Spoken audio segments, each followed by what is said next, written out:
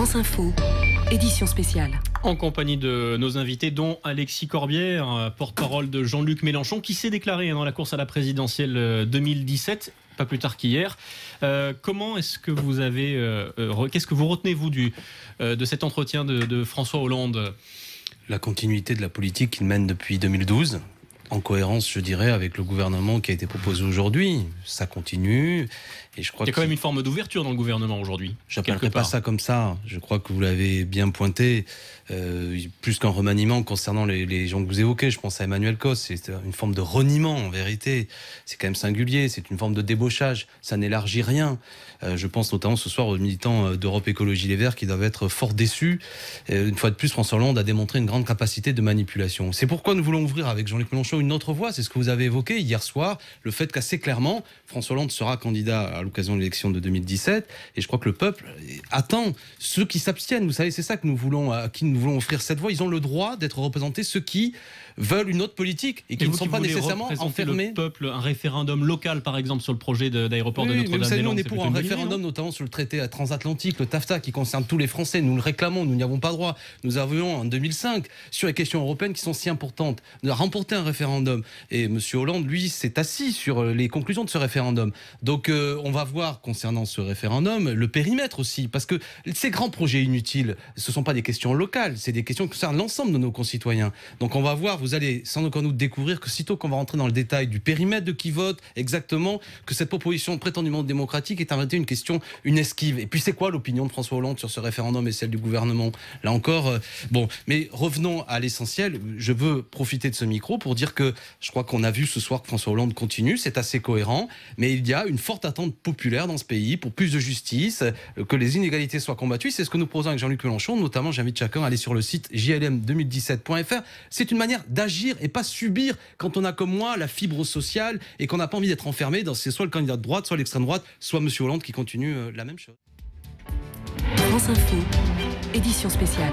Après l'intervention de François Hollande à la télévision, François Hollande qui annonce un référendum local sur le dossier Notre-Dame-des-Landes, le projet d'aéroport contesté, on le sait, on en reparlera dans un instant avec François de Rugy. Un mot avant cela avec vous, Alexis Corbière, secrétaire national du parti de gauche, mais surtout porte-parole de Jean-Luc Mélenchon, candidat déclaré à la présidentielle 2017. Ce système de référendum à Notre-Dame-des-Landes, le référendum également qui est une des pièces maîtresses du dispositif Hollande dans les entreprises. On parlait de la réforme du Code du travail. Est-ce que c'est quelque chose que vous approuvez, vous, qui défendez justement le peuple ? C'est comme ça que se présente Jean-Luc Mélenchon. Il faut donner la parole au peuple, indiscutablement. Et je crois que, d'abord, je voudrais dire qu'il y a quelque chose, quand je vois autant d'intelligence ce soir, à vous regarder, à décortiquer la parole, qui est un exercice un peu infantilisant. Non, mais franchement, qui est typique de cette monarchie présidentielle qui est en place. C'est-à-dire, on essaie de comprendre qu'est-ce qu'il a voulu dire. Une concentration de pouvoir sur un homme qui a des propos opaques et on essaie à décrypter. Bon, tout ça est absurde. On n'est pas des enfants. Enfin, quand Jean-Luc Mélenchon s'exprime, on le décrypte aussi, c'est pareil. Oui, mais ça se décryptait très vite hier soir. C'était je suis candidat. J'entends bien, mais précisément, vous accorderez à moi, Jean-Luc Mélenchon, que quand il parle, on comprend clairement et il respecte y compris ce pourquoi il est élu et ceux qui s'engagent. Là, le problème avec François Hollande, c'est qu'on en est dans une situation où, et c'est un peu à l'image de la journée. Enfin, le côté répétitif existe aussi, chez Jean-Luc Mélenchon. Certes, mais c'est aussi de pédagogie de répétition et de conviction. Mais au-delà de ça, ce que je veux illustrer, c'est la journée d'aujourd'hui. Un monarque avec une cour, une courtisanerie, des gens qui la rejoignent, etc. Moi, je veux rompre avec ça et que les choses soient claires. Et ça passe aussi par donner la parole au peuple. Mais là encore, je reviens à votre première question, un référendum. Et derrière ce mot, il y a une réalité. Dans l'entreprise, les référendums sont là pour briser les organisations syndicales, pour confisquer en vérité le fait que dans ce pays... Ça serait à la demande des organisations. Oui, bien sûr. La majorité d'entreprises de ce pays sont des entreprises de moins de 20 salariés, où on sait très bien qu'il y a un rapport dans lequel le salarié, en vérité, est dans un rapport de subordination par rapport à son patron. Et bien souvent, ce à quoi vont servir ces référendums, c'est pour briser des conventions collectives qui ont été patiemment forgées. Donc ça va être chaque fois pour faire reculer le droit social. En vérité, c'est une confiscation d'acquis. Parce que je répète, il y a une question d'intérêt général où c'est pas au niveau des petites entreprises que les gens vont accepter de travailler la nuit, de travailler plus longtemps, de voir baisser leur salaire pour sauver leur emploi, avec la trouille au ventre. Ça, quand on est républicain, qu'on est pour l'égalité des droits sur le territoire, on ne propose pas que les droits des travailleurs se déclinent entreprise par entreprise. Donc vous voyez bien que derrière ce mot, on a des voleurs de mots. Monsieur Hollande est notamment un voleur de mots MOTR. PS, c'est-à-dire la parole, les mots qu'il dit sont des mots à double sens.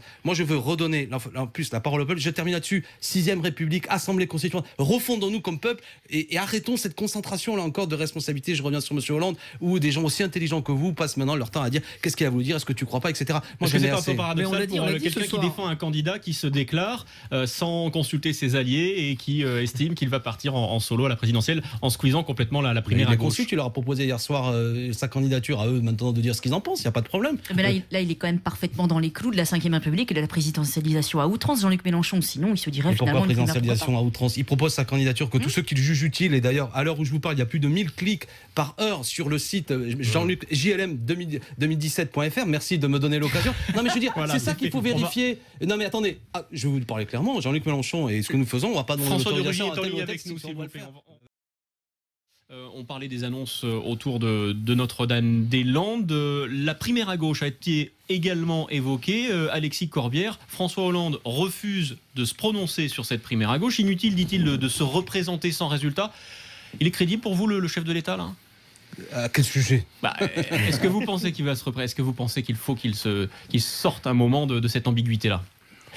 Est-ce qu'il faut qu'il sorte de cette ambiguïté? Alors, je pense que François Hollande souhaite être candidat en 2017. Il s'organise pour cela et beaucoup de ceux qui, notamment animent aujourd'hui le Parti Socialiste, organisent cela. Et c'est pour cela que je profite de ce micro pour donner ma position sur les primaires que vous évoquez.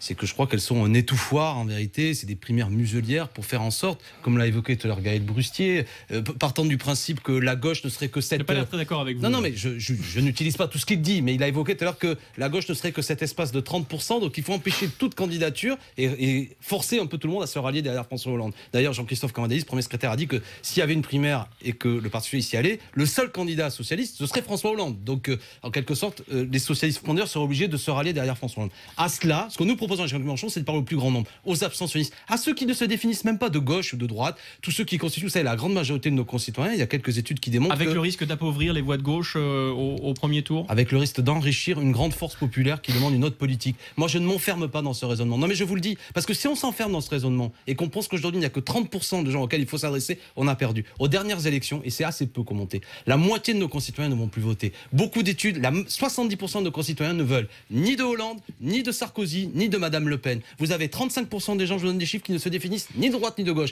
Par contre, ces gens, qu'est-ce qu'ils veulent? Que l'école ça aille mieux. Il y en a assez des inégalités, trop de pauvreté. Ils veulent voir leurs droits défendus. À eux, nous allons nous adresser. Et à eux, s'ils vont sur le site lequel JLM2017.fr, vous voyez? Non mais le placement de produit. Voilà, exactement. Mais je termine là-dessus, je le faisais.